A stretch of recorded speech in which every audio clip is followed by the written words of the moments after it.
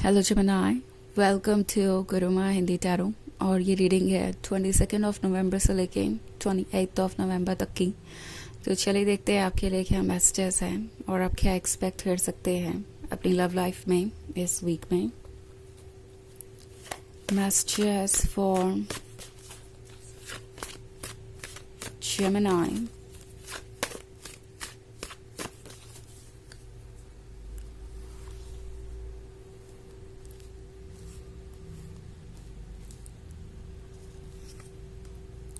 Temperance,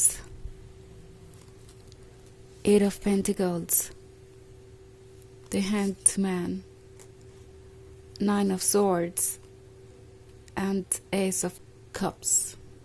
Okay, so हमारे पास है The Hanged Man. The Hanged Man यहाँ पे बात कर रहा है किसी तरीके के डायलमा की। मे बी आप एक ऐसी सिचुएशन में है जहां आप कुछ ज़्यादा बदल नहीं सकते और आपको कुछ बदलने की ज़रूरत भी नहीं है, क्योंकि जो आप नहीं बदल सकते वो वक्त बदलेगा। और इसलिए यहाँ टेम्परेंस का कार्ड है। ऑल्सो ऐसा लग रहा है कि ये बदलाव आप समझ भी नहीं पा रहे हैं। आप जिसके साथ रिलेशनशिप में है, शायद वो पर्सन आपको थोड़ा चेंज होता हुआ सा नज़र आ रहा है। आपको लग रहा है जैसे उन्होंने आपको इग्नोर करना शुरू कर दिया है, या वो पहले से ज़्यादा प्रैक्टिकल हो गए हैं। एट ऑफ पेंटिकल्स का कार्ड है। सो शायद ये पर्सन किसी चीज़ को लेके बहुत परेशान है। ओके और ये उस चीज़ का असर इस रिलेशनशिप पे आने दे रहे हैं। सो बहुत सारी ऐसी चीज़ें हैं जिसका फ्रस्ट्रेशन ये आप पर निकाल सकते हैं, बट देन अगेन वो चीज़ें बस कहीं और से आ रही है। इट्स लाइक किसी तरीके का गुस्सा उनके मन में हो सकता है और वो आपको कुछ ऐसा कह सकते हैं जो आपको सोचने में मजबूर करेगा। ऑल्सो एट ऑफ पेंटिकल्स के साथ ये पर्सन शायद फाइनेंशियली भी बहुत बर्डनड है और अपने करियर पे फोकस्ड है इस वक्त। और ये भी एक वजह है कि लव उनके लिए प्रायोरिटी नहीं रह गया है। इस पॉइंट पे उन्हें लग रहा है कि फाइनेंसिस को और दूसरे इश्यूज को सॉर्ट आउट करना ज़्यादा ज़रूरी है। और दूसरी तरफ ये पर्सन खुल के कह भी नहीं पा रहा कि उन्हें कौन सी चीज़ परेशान कर रही है, बिकॉज उन्हें लगता है कि अपनी प्रॉब्लम्स को बताना, अपने वल्नरेबल साइड को डिस्कस करना एक तरीके से वीकनेस की निशानी है। सो इनका ऐसा थॉट प्रोसेस इसलिए है क्योंकि शायद इन्होंने यही हमेशा सीखा है, इन्हें यही सिखाया गया है। और ये जो ऑब्स्टेकल है वो इतना बड़ा बन गया है कि ये समझ ही नहीं पा रहा है कि वो इससे डील करेंगे तो कैसे डील करेंगे। ओके, एस ऑफ कप्स का कार्ड भी है यहाँ पे। तो ऑब्वियसली ये जानते हैं कि इनके लिए क्या ज़रूरी है। उन्हें पता है कि ये रिलेशनशिप उनके लिए इम्पॉर्टेंट है। एंड जब आप उनसे मिले थे तो उन्हें ऐसा लगा था कि फाइनली कोई तो ऐसा मिला जो उन्हें समझता है, जिससे वो डीपली कनेक्ट हो सकते हैं। सो इनिशियल डेज में ये रिलेशनशिप काफ़ी एक्साइटिंग था, काफ़ी रोमांटिक था। एंड उसके बाद आप इनमें चेंजेस देख रहे हैं, और वो चेंजेस इसलिए हैं क्योंकि ये पर्सन जो कुछ भी इनके लाइफ में हो रहा है उससे डील नहीं कर पा रहा। Okay, also nine of swords का कार्ड है। तो ये सोच रहे हैं कि लाइफ बहुत ही ज़्यादा मुश्किल है। इस वक्त इनके दिमाग में बहुत सारे ख्याल आ रहे हैं, लाइक क्यों उनके लाइफ में सब कुछ परफेक्ट नहीं चल रहा, क्या उन्हें कोई चीज़ छोड़कर किसी और चीज़ को एक्सेप्ट करना पड़ेगा, क्या उन्हें कॉम्प्रोमाइज़ करने ही पड़ेंगे। ये बहुत अकेला सा भी महसूस कर रहे हैं, बिकॉज ऑफ कोर्स ये अपने थॉट्स के साथ अकेले हैं। डिस्कस करना इनके रूल्स के खिलाफ है, और ये भी एक वजह है कि ये खुल के कुछ भी आपसे कह नहीं पा रहे, अंदर ही अंदर सफोकेट हो रहे हैं, और उसका असर इनके बिहेवियर पे आ रहा है जो आप क्लियरली देख पा रहे हैं। ओके, आपको ऐसा लगेगा कि ये पर्सन इमोशनली आपको पनिश कर रहा है किसी चीज़ के लिए, और वो भी उन चीज़ों के लिए जो आपने की भी नहीं।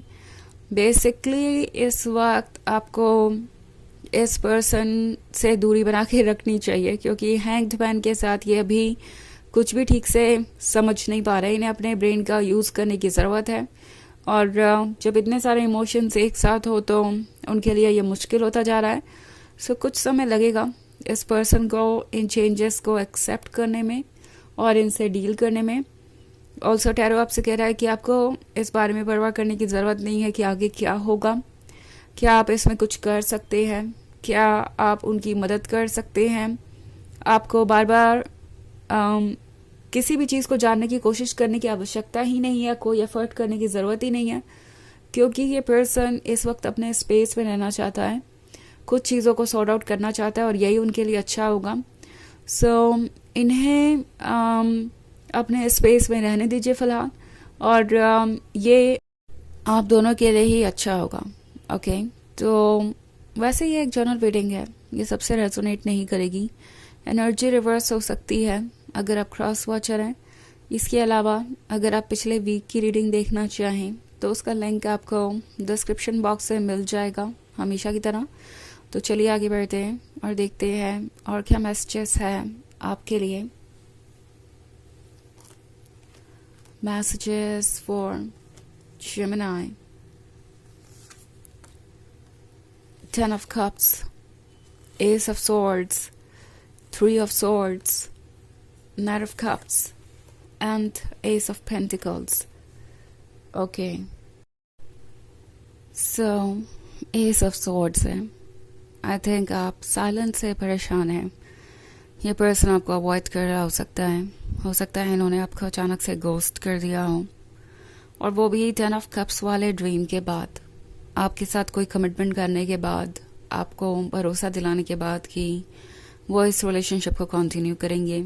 इनफैक्ट आप में से बहुत सारे लोग काफ़ी टाइम स्पेंड भी कर चुके हो सकते हैं इस रिलेशनशिप में, एंड प्रोबेबली अब आप शादी की तरफ बढ़ने वाले थे, और तभी इस पर्सन ने वियर्ड एक्ट करना शुरू कर दिया।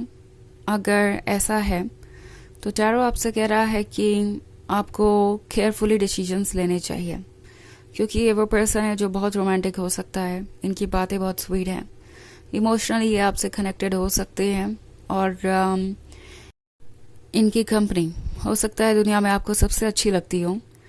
But at the same time देखने वाली बात यह है कि जब कोई सीरियस कमिटमेंट करने की बात आई तो इस पर्सन ने कैसे एक्ट किया या रिस्पॉन्ड किया। ये वो पर्सन है जो इस रिलेशनशिप में रहना चाहता है, but at the same time जब भी चैलेंजेस आएंगे हो सकता है ये आपको इग्नोर करना शुरू कर दें, and in the end last में आपको यही एक्सक्यूज़ मिलेगा कि वो भला क्या कर सकते हैं। अगर लाइफ उन्हें मौका दे ही नहीं रही, वो मजबूर हैं, तो वो भला क्या कर सकते हैं। तो ये पर्सन अपने आसपास के सर्कमस्टांसेस को एक्सक्यूज़ेस की तरह यूज़ कर सकता है इस रिलेशनशिप को ना कंटिन्यू करने के लिए। इनफैक्ट आपको हो सकता है कोई एक्सप्लेनेशन भी ना मिला हो, बट नाइट ऑफ कप्स के साथ ये वापस आएंगे, ओके, किसी ना किसी रीज़न और एक्सप्लेनेशन के साथ, क्योंकि आप है एस ऑफ पेंटिकल, आप है वो ब्लेसिंग जो इन्हें हमेशा से चाहिए थी। एस ऑफ कप्स और एस ऑफ पेंटिकल्स को पाकर भूल जाना ये किसी के भी बस की बात नहीं है, तो ये पर्सन आपको भूल नहीं सकता, ये आपकी लाइफ में वापस आना चाहेंगे, but at the same time ये आपको डिसाइड करना होगा कि क्या उन्हें आप अपनी ज़िंदगी में अलाउ कर सकते हैं। ओके, क्योंकि 3 ऑफ सॉर्ड्स के साथ ये रिलेशनशिप शायद एक बहुत बुरे फेज से गुजरा है। इनफैक्ट कुछ लोगों के बीच काफ़ी बिटर आर्ग्यूमेंट भी हुई हो सकती है किसी बात को लेकर। तो अब ये सोचने वाली बात है कि जो पास्ट में था वो पास्ट में चला गया है, अब आपके पास एक नया प्रेजेंट है, इसको आप कैसे शेप करना चाहते हैं, कैसे फ्यूचर को शेप करना चाहते हैं, क्योंकि ये पर्सन हो सकता है आपके लिए उतना हेल्दी ना हो जितना आप सोच रहे हैं। तो चलिए आगे बढ़ते हैं और देखते हैं कि ऑरेकल मैसेजेस क्या हैं आपके लिए।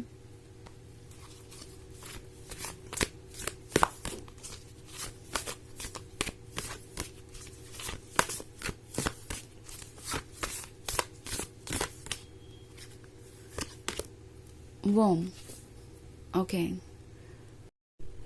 तो वोम का कार्ड आपसे कह रहा है कि कुछ नया बर्थ लेने वाला है, कुछ नया होने वाला है, और उसके बाद आपकी लाइफ चेंज होगी।